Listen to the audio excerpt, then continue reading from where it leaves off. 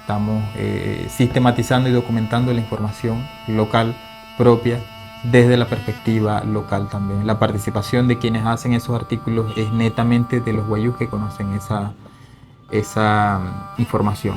Por ejemplo, si vamos a escribir sobre un tema muy sensible como Anaji-Rawá, Arabre-Raín, Guayúa, son temas que atañen directamente a la población y que solamente la población es la que puede hablar de este tipo de información.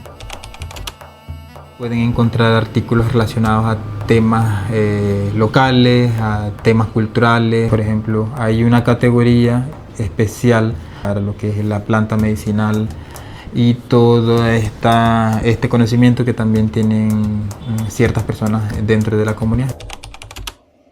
Detrás de Wikipedia y detrás de los artículos que ustedes vayan a ver dentro de esta plataforma van a encontrar textos hechos por personas de Colombia y de Venezuela.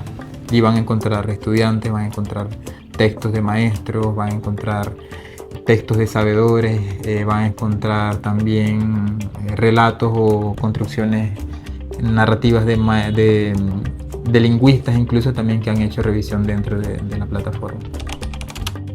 Hacemos actividades colectivas, nosotros exponemos esos artículos, muchas veces hemos tenido ejercicios de lectura en donde las personas comentan sobre la información que está allí, diciendo que quizás esto se pueda mejorar. Todos esos comentarios y esas recomendaciones son válidas dentro de un artículo porque al final esto viene siendo un proceso colectivo, un proceso abierto al diálogo